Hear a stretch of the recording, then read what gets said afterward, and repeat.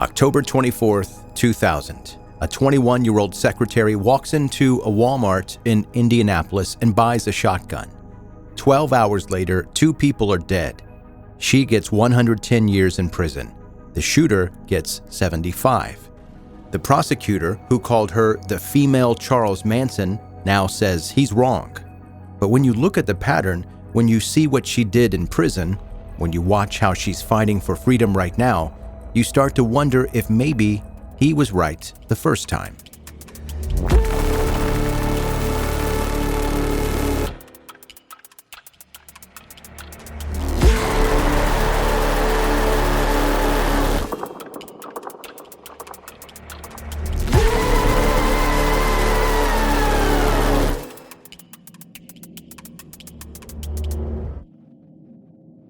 October 2000, Indianapolis. Sarah Jo Pender is 21 years old. She's working as a secretary.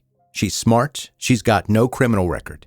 She's dating this guy named Richard Hull, who is a bouncer with a temper and a rap sheet.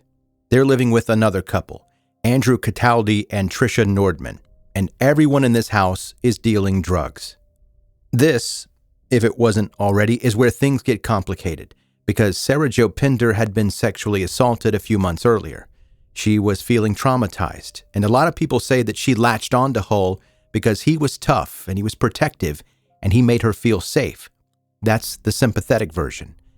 Here's another way to look at it. She found a guy who was violent and not particularly smart and could be controlled. But we'll get into that.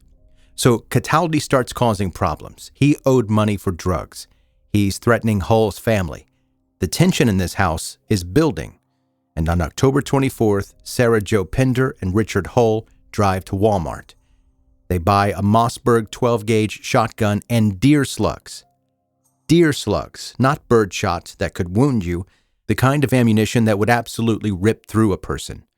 Hull is a felon. He can't legally buy a gun, so Pender fills out all the paperwork. Pender pays for it. Pender carries it out of the store. That night, Hull and Cataldi get into an argument.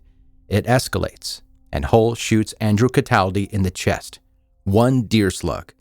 Then he shoots Trisha Nordman twice, chest and head. Richard Hull admitted to pulling the trigger. Nobody disputes that. He is the shooter. Sarah Jo Pender says that she walked away from the argument before it turned violent. She heard the shots, and she came back and Hull was standing over the bodies, and she was terrified. That's what she says. If she was terrified, what happened next is interesting. October 25th, the day after the murders, Pender goes to work, shows up to her secretary job like nothing ever happened. Hull stays home and scrubs blood off the floors. That night, they load up the 2 bodies into the back of a pickup truck. They drive to a dumpster behind the Teamsters Union building, and they throw Andrew Cataldi and Trisha Nordman into the trash. Look, I'm not saying a terrified person couldn't do this. Fear makes people do strange things. But a terrified person might also, when they're away from the house, call the police. A terrified person might run. Sarah Jo Pender went to work and then helped dispose of the bodies. Those are the facts. When they get arrested, Hull immediately says Pender made him do it. She manipulated him. She's orchestrating this whole thing. Everyone dismisses this because, of course, Hull is trying to save himself. He's pointing the finger to get himself a better deal. Then there's this confession letter that supposedly Pender wrote to Hull while they're both in jail. It says something like, "I wish I could go back and change the events of that night." Years later, Hull says he forged it. Another inmate named Steve Logan says that he wrote it. Their fingerprints are on the letter. Pender's fingerprints aren't. So that letter is probably fake, or Pender dictated it and had someone else write it. Who knows? There's also Floyd Pennington, a jailhouse snitch who testified that Pender confessed to him. Pennington had a whole list of cases that he was snitching on to reduce his sentence, so maybe he's lying. Maybe he's not lying. August 2002, the jury convicts Pender. She gets 110 years in prison. Richard Hull pleads guilty. He gets 75 years. The shooter gets less time than the person who bought the gun, and a lot of people think that's unfair. But here's what the prosecutor argued. The person who plans a murder is more dangerous than the person who executes it. Richard Hull, without Sarah Jo Pender, is just a violent guy with a temper. He might get in fights. 2 people probably don't end up dead. Sarah Jo Pender, without Richard Hull, she finds another Richard Hull, because the dangerous part isn't the gun itself, it's the person who knows how to use it. Fast forward to 6 years into her sentence. Pender's appeals are going nowhere. She's looking at dying in prison. So she starts a relationship with a corrections officer named Scott Spittler. 5 years on the job for him. Battery charge is pending. His marriage is falling apart. Pender promises him $15,000. And on August 4th, 2008, he drives her out of prison in a Department of Corrections van. Scott Spittler goes to prison for 8 years over this. Jamie Long, the woman who helped hide her, gets 7 years. For 4 months, Pender lives in Chicago under the name Ashley Thompson. She gets a job. Her co-workers like her. Her neighbors think she's pleasant and normal. A neighborhood watches America's Most Wanted, recognizes her, and calls it in. Chicago police raid her apartment on December 22nd, 2008. Pender goes back to Indiana. She gets put in solitary confinement for over 5 years. And look, maybe that part was excessive. Maybe that was cruel. She sued and won a settlement. But she also manipulated a prison guard into committing a felony for her. Actions have consequences.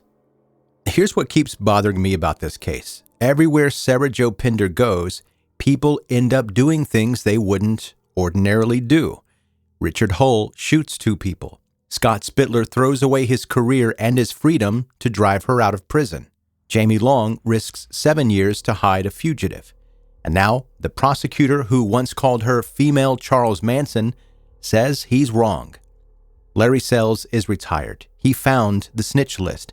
He realized the confession letter was probably forged. He's advocating now for her release. A prosecutor admitting that he made a mistake is powerful. It's the kind of thing that makes you reconsider everything.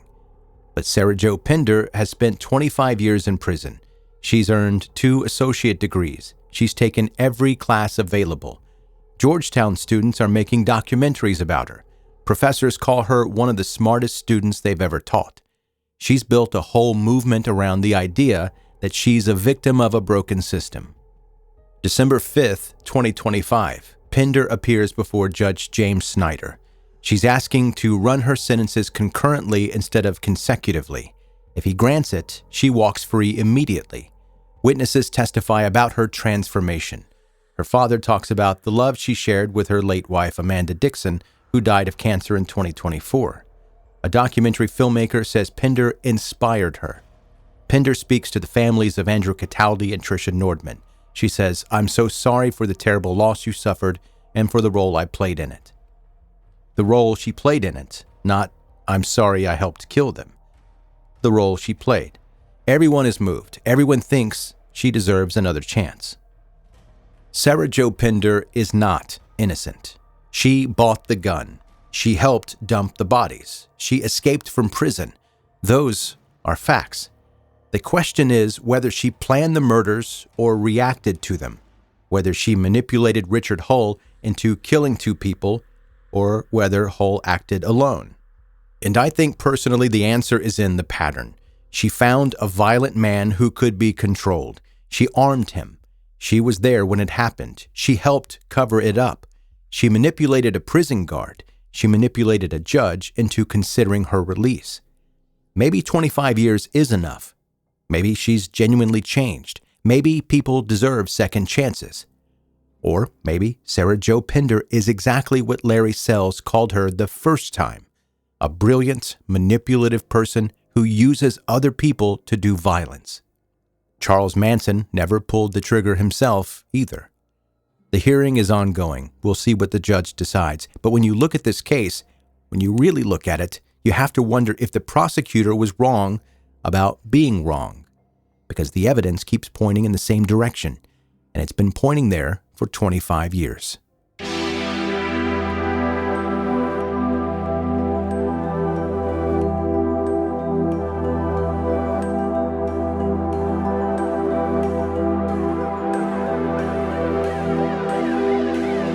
Thanks for listening to 10-Minute Murder, bingeable true crime stories. I'm Joe, I'm the host, and let's get to a couple of emails. First one, subject, just wanted to say this. Joe, you managed to talk about dark stuff without feeling exploitive, which is harder than people think. I don't know how intentional that is, but it comes through. Thanks for that. Monica in Santa Fe, New Mexico. Monica, thank you for the email, and I really appreciate you saying that because that is a conscious effort throughout every single episode. I try to not be exploitive. I don't want it to feel that way in any way, shape, or form. I'm just telling stories here. Now, occasionally, like in today's story, I will offer my opinion on the story, but not in an exploitive way. Second email, subject, true crime social dilemma. Hi, Joe. I love your show, but I never know how to explain it to people who don't listen to true crime. It's short murder stories doesn't always land well. Any tips? Brian in Cartersville, Georgia. Brian, brother, you may be barking up the wrong tree here. I think at this day and age, true crime is such a massive, massive genre that you're either into it or you're not. People who currently are not into true crime, you're not going to be able to convince them, I think, into listening to stories about true crime. Now, if they're interested in true crime, short murder stories probably is the best way to describe this podcast. 10 minutes limits me so that I can't tell you every single detail of every single case, but I like to think that I do a good job of getting to the meat of the story and telling you the details that matter, the most interesting parts of the case, the twists, the turns, everything that you would want to hear in the episode. So I think if it doesn't land well, if you're trying to convince someone to listen to this podcast that doesn't like true crime, it's probably a no-go. But listen, I really do appreciate your efforts. Hey, if you're a brand new listener to this podcast, I'm assuming that you're into true crime. Hopefully you're into bingeable true crime stories. Make sure you hit subscribe wherever you're listening right now. You can go to 10minutemurder.com. Several things you can do there, including sign up for the newsletter. You can see all the places to follow on social media. Also, check out the murder blog that's there on 10minutemurder.com. You can also go to the website and send me an email like Brian and Monica did today. And that is going to do it. That is your episode for today. Thank you again for listening to 10 Minute Murder. See you next time.